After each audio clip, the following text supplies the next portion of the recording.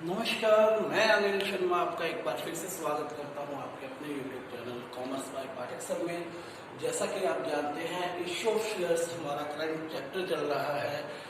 Theory का portion लगभग over हो चुका, प्रैक्टिकल की ओर हम बढ़ रहे हैं। इससे पहले हम आगे बढ़े, शेयर कैपिटल के बारे में आज डिस्कस करेंगे। आज का जो ये वीडियो बनेगा वो शेयर कैपिटल से आधारित है।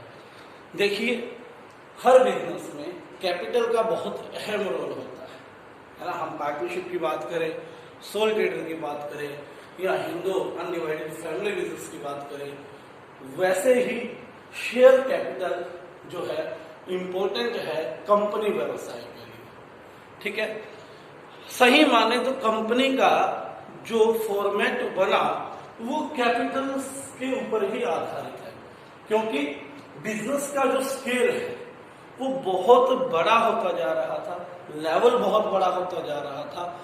जो पार्टनरशिप व्यवसाय था, 2, 4, 10, 20 आदमी मिलाकर कैपिटल को पूरा नहीं कर पा रहे थे। इसलिए कंपनी फॉर्मेट जो आया, जहां पर एक साथ लाखों लोग एक कैपिटल लगा सकते हैं। ठीक है, तो शेयर कैपिटल उन सभी व्यक्तियों द्वारा मिलाई गई कैपिटल है।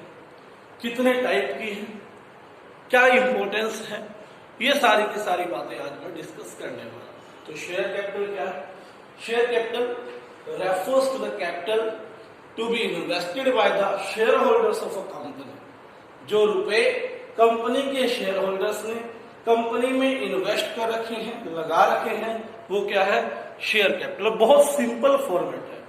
ठीक है, यदि आप आज जाए इंटरनेट पे जाकर किसी कंपनी के शेयर्स को खरीद लेते हैं तो आप भी ओनर बन जाते हो, उतने शेयर तक जितनी आपने कैपिटल लगाई। ठीक है बात। तो ऐसा फॉर्मेट जहां पर एक साथ लाखों लोग, करोड़ों लोग पैसे लगा लेते हैं, वो फॉर्मेट कंपनी ने दिया और उस कैपिटल को कंबाइंड तौर पर शेयर कैपिटल अकाउंट कहेंगे। ठीक है, तो देखिए, कंपनी में रिकॉर्ड नहीं होता कि शेयर किसने खरीदे, कोई आपका अकाउंट नहीं बनता। जस्ट ये इंफॉर्मेशन जरूर अवेलेबल होती है कि ये शेयर उस व्यक्ति के नाम पर लिस्टेड है। ठीक है, वो भी ट्रांसफर अगर हो जाए तो ट्रांसफर भी शो करना पड़ता है। तो यहां पर बात ये आई कि जैसे हम अपने अकाउंट्स में इंडिविजुअल व्यक्ति का अकाउंट बनाते हैं, वैसे शेयर कैपिटल के लिए हर व्यक्ति का, हर शेयर होल्डर का अकाउंट नहीं बनता। कंबाइंड एक ही अकाउंट बनता है जिसका नाम है शेयर कैपिटल अकाउंट। ठीक है, तो आइए शेयर कैपिटल के पार्ट्स के ऊपर स्टडी करते हैं। सबसे पहला है authorised capital. Authorised, registered, nominal, ये 3 नाम है इसके। कोई भी नाम आपको क्वेश्चन में मिल सकता है। क्वेश्चंस के लिए बेस है ये, इसलिए अच्छे से करेंगे। ऑथोराइज्ड, रजिस्टर्ड एंड नॉमिनल एक ही कैपिटल के नाम है। ये देखिए, ये है क्या? क्योंकि हर कंपनी अपना मेमोरेंडम ऑफ एसोसिएशन, MOA, बहुत इंपॉर्टेंट डॉक्यूमेंट होता है। 11th में आपने इसको डिटेल में पढ़ा है, वो बनाती है। इसके अंदर स्पेसिफाइड होता है कि हमें कैपिटल की रिक्वायरमेंट कितनी है और उस रिक्वायरमेंट को रजिस्ट्रार ऑफ कंपनी के द्वारा ऑथोराइज कर दिया जाता है, या मैं कहूं रजिस्टर्ड कर दिया जाता है। या तो ऑथोराइज कर दिया जाए, रजिस्टर्ड कर दिए। ऑथोराइज का मतलब क्या है? अथॉरिटी प्रोवाइड करना, टू प्रोवाइड अथॉरिटी, कि कंपनी को अथॉरिटी दे दी गई है, अधिकार दे दिया गया है कि वो जनता से या किसी और से इतनी कैपिटल ले सकता है। तो authorised capital refers to the maximum capital.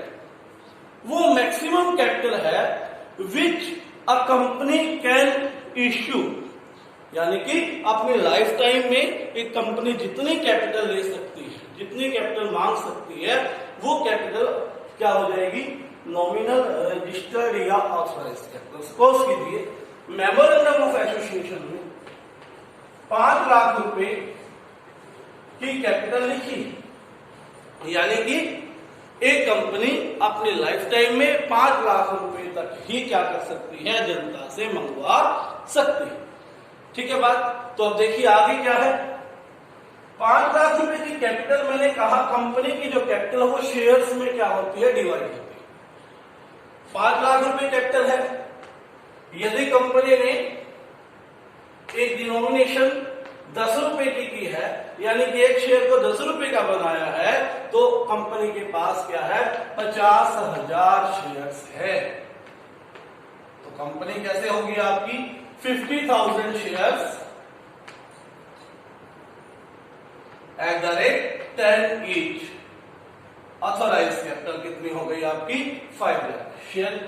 जब आप बैलेंस शीट बनाओगे तो नोट्स टू अकाउंट्स में इसे आप दिखाओगे। This is all about the authorized और रजिस्टर्ड या नॉमिनल कैपिटल। ठीक है बात। उम्मीद करता हूं समझ में आ गई होगी। यदि नहीं आई है तो एक बार वीडियो दोबारा से रिकैप्चुलेट कर लेना, आ जाएगी। ठीक है, फिर भी प्रॉब्लम है तो ग्रुप में आंसर कर लेंगे, क्वेश्चन कर लेंगे। सेकेंड है इश्यूड कैपिटल।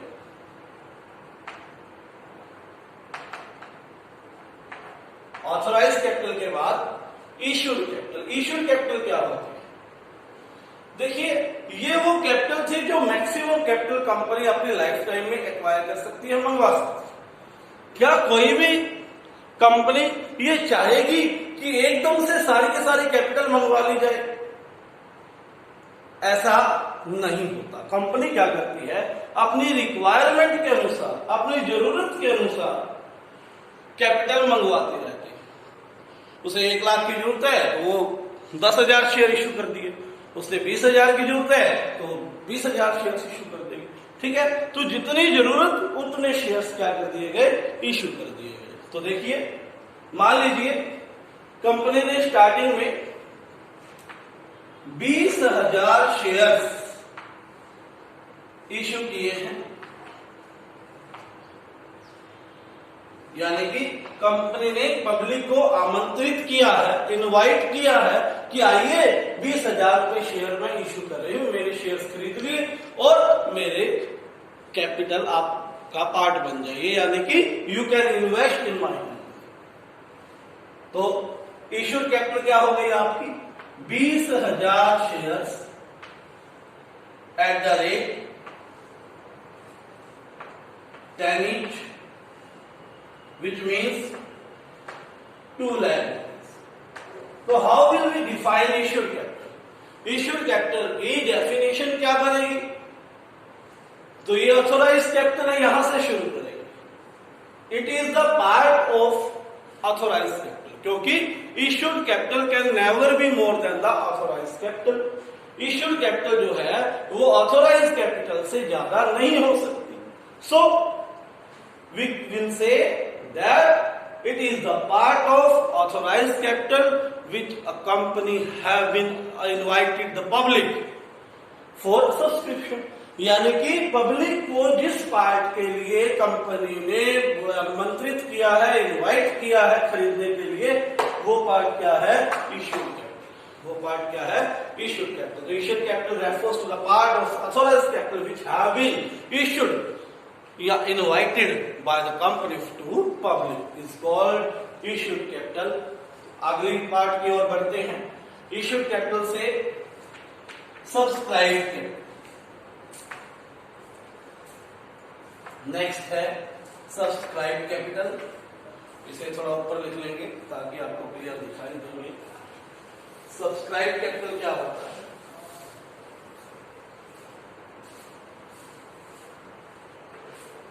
सब्सक्राइब कैपिटल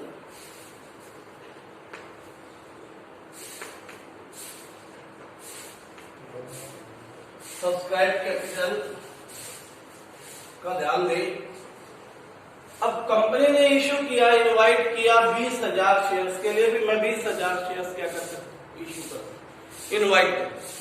लेकिन पब्लिक देखेगी कंपनी का टैग, कैसी कंपनी, अगर उसका मार्केट वैल्यू अच्छी है तो लोग उसे खरीदने के लिए बहुत सारी एप्लीकेशन देंगे, 20,000 से ज्यादा देंगे। कंपनी ने तो 20 ही देनी है, लेकिन सभी क्या करेंगे, पैसे देकर खरीदना चाहेंगे। तो 20 से ज्यादा एप्लीकेशंस आ जाएंगी, जिसे हम कहेंगे ओवर सब्सक्राइब। सब्सक्रिप्शन कैसा हो गया, ओवर सब्सक्रिप्शन हो गया। जितना कंपनी ने इश्यू किया उससे ज्यादा, जितना कंपनी ने इश्यू किया उससे ज्यादा क्या हुआ, सब्सक्राइब कर दिया पब्लिक ने। सपोज कीजिए रिलायंस अनाउंस करता है आईपीओ के लिए कि 20,000 शेयर्स में इश्यू कर रही हूं, तो लोग डेफिनेट है 20,000 के लिए 2 लाख एप्लीकेशन तक जमा हो जाएगी। So this will be called over subscription. इसके विपरीत यदि किसी कंपनी की टैग, किसी कंपनी की मार्केट वैल्यू अच्छी नहीं है, ठीक है, जैसे एक जेपी इंफ्राटेक है, आजकल मार्केट डाउन बहुत डाउन है उसकी, जेपी इंफ्राटेक अगर वो शेयर्स को इश्यू करे तो public hardly want to buy this type of shares. Company इसको खरीदना नहीं चाहेगी, कोई भी पब्लिक नहीं चाहेगा ना। तो क्या होगा, 20,000 तो नहीं बिकेंगे, हो सकता है 18 बिक जाए, 19 बिक जाए, यानी कि जितने कंपनी ने इश्यू किए उससे कम बिकेंगे, उससे कम के लिए एप्लीकेशन आएगी, यानी कि पब्लिक ने एक्सेप्ट की उससे कम वैल्यू के शेयर्स। अगर कम के लिए होते हैं तो इसे बोलेंगे अंडर सब्सक्रिप्शन, अगर ज्यादा के लिए होंगे तो उसे बोलेंगे ओवर सब्सक्रिप्शन। ठीक है बात, अगर कम के लिए है तो अंडर सब्सक्रिप्शन, अगर ज्यादा के लिए है तो ओवर सब्सक्रिप्शन। 20,000 शेयर्स पब्लिक ने एक्सेप्ट किए, 30,000 ओवर सब्सक्रिप्शन का केस। 20,000 शेयर्स पब्लिक ने एक्सेप्ट किए, 19,000, this will be the under subscription case. ये अंडर सब्सक्रिप्शन का क्या होगा, केस होगा। इसके अलावा सब्सक्राइब कैपिटल के 2 पार्ट्स, सब्सक्राइब कैपिटल के 2 पार्ट्स हैं। Number 1 subscribe and fully paid up. Subscribe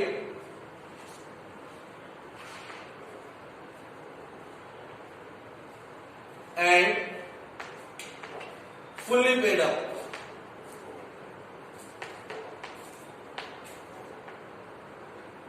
number B part है सब्सक्राइब्ड